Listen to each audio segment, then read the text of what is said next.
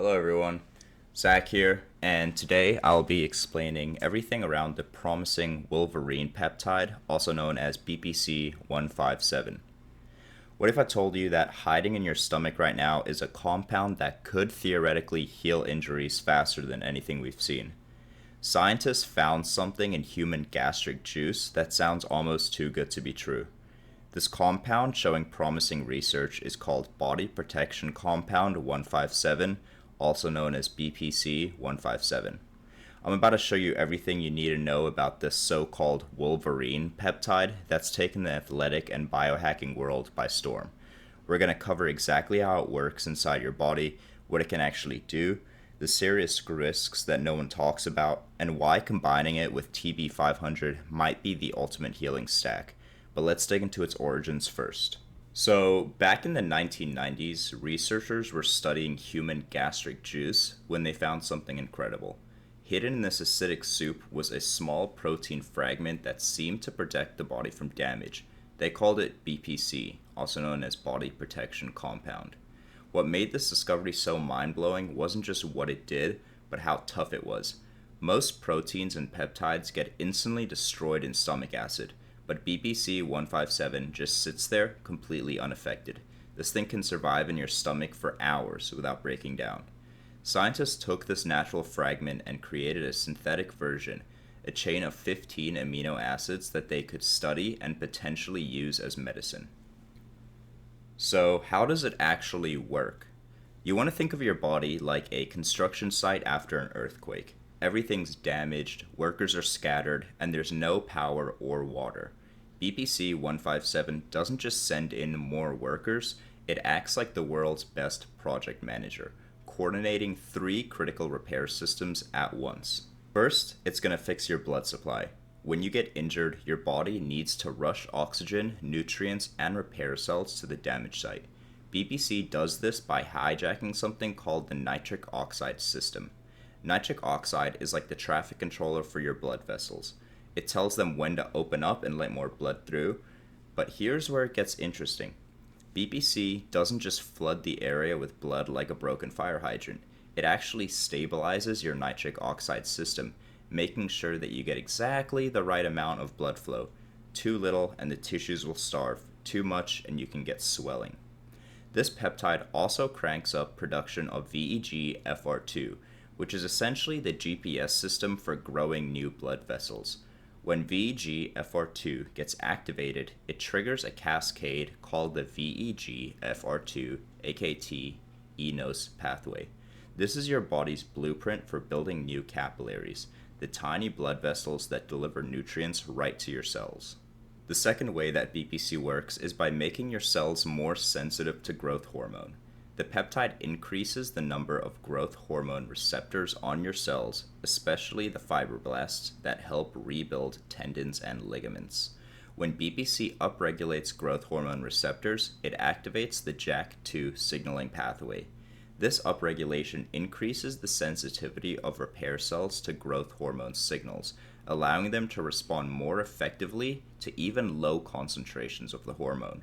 The enhanced receptor activity leads to accelerated cell proliferation and tissue regeneration processes.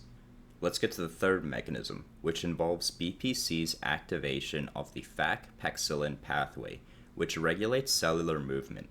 When tissue damage occurs, repair cells must migrate to the injury site. BPC promotes phosphorylation of FAK and Paxillin proteins, which is going to activate migration pathways and signal fibroblasts, stem cells, and other repair cells to move towards the damaged tissue to proceed with healing. So this is where things get a bit interesting. The research on BPC in animals is staggering. We're talking about hundreds of studies across multiple species, mostly in rats, but the results are almost too good to believe. In the rat studies, BPC has healed completely severed Achilles tendons in weeks instead of months. It has repaired crushed skeletal muscles, torn ligaments, and even broken bones. But it doesn't just stop there. This peptide has protected rats from brain damage and damage caused by strokes. It heals stomach ulcers and even reversed liver damage from alcohol and drugs. One study took rats with spinal cord injuries and gave them BPC. Not only did their damaged nerves start working again, but their memory and coordination actually improved from baseline. It's like the peptide was rebuilding their entire nervous system from the ground up.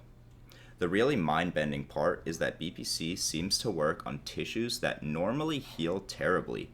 Tendons and ligaments have pretty bad blood supply, which is why they take forever to heal, and often never get back to 100%. But in the animal studies, BPC makes these tissues heal faster and stronger than they were before the injury. But the healing effects don't just stop with BPC. Scientists and biohackers have discovered that combining BPC with another peptide known as TB-500 might create the ultimate healing stack.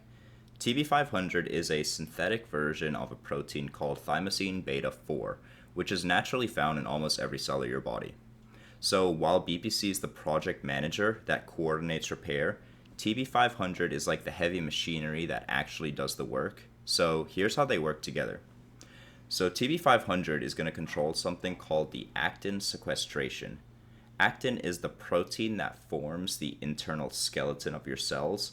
So when cells need to move, they have to constantly rebuild the skeleton.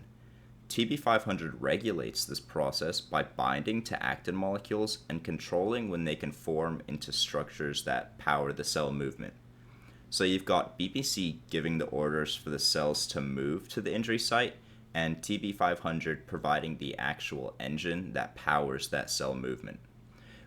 But TB-500 does a bit more than just powering cell movement. It's also a very powerful anti-inflammatory agent that reduces the production of inflammatory molecules called cytokines.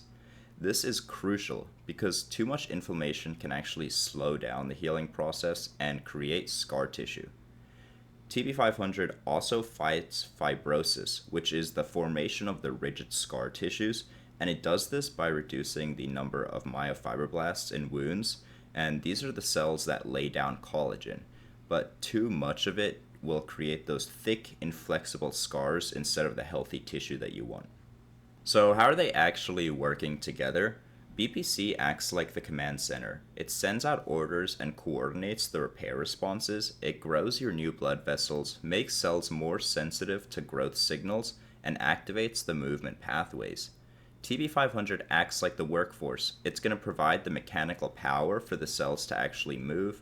It's going to reduce inflammation that could interfere with healing and prevent the formation of scar tissues that could limit function. Together, they're supposed to create a healing response that's faster, more complete, and results in better functional recovery than either peptide alone. The blood vessels grow faster and more efficiently.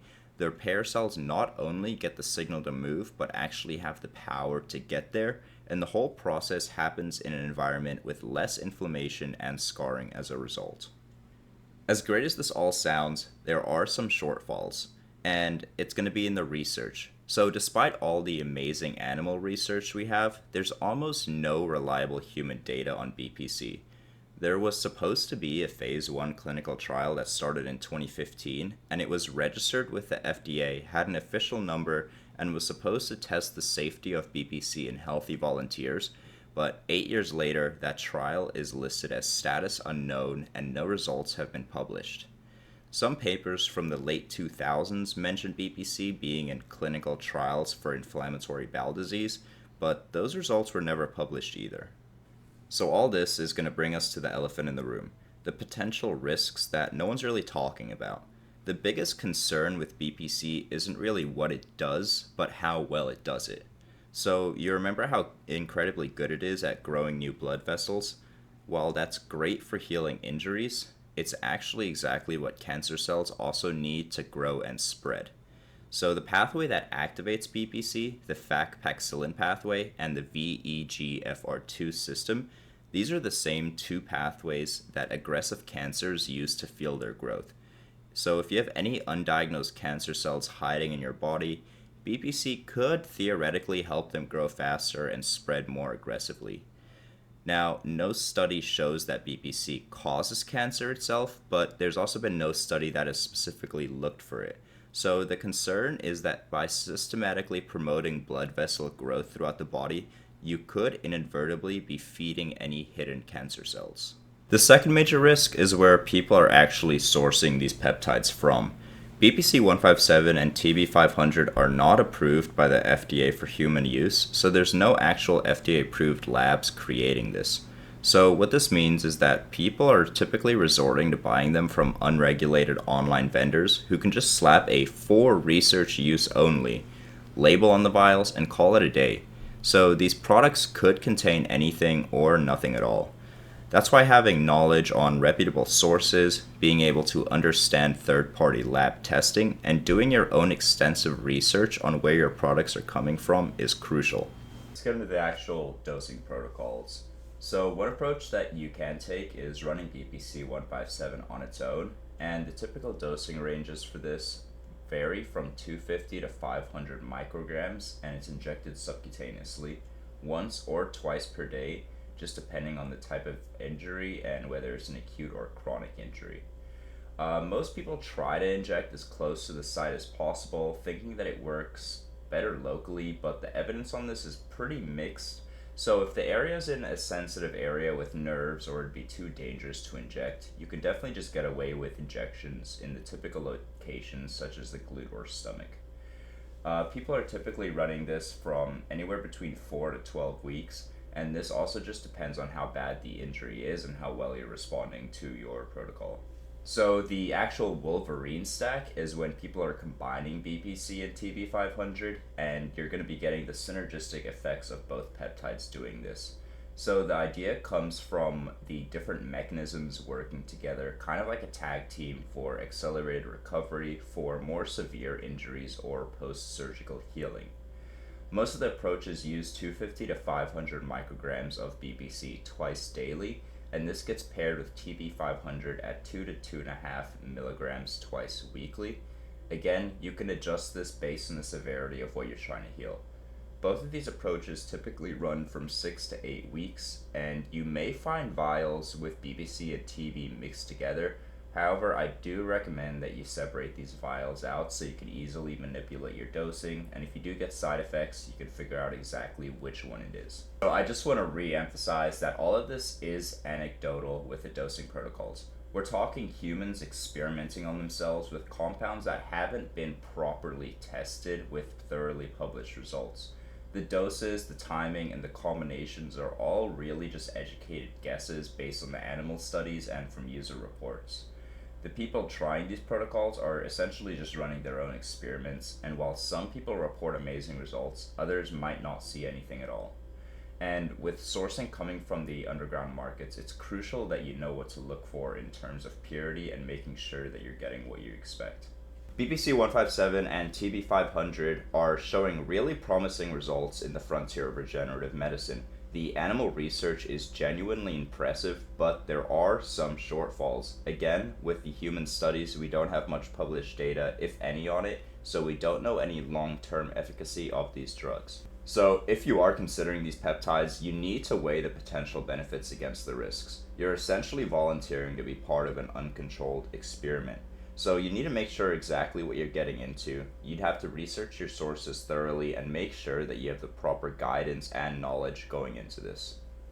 The information surrounding these topics can be a bit overwhelming and difficult to navigate for some, and my consultation is designed to provide clarity and help create a personalized approach for your wellness journey. If you're ready to dive deeper or just simply looking for some one-on-one support, you can click the link in the description to find out some more about working with me.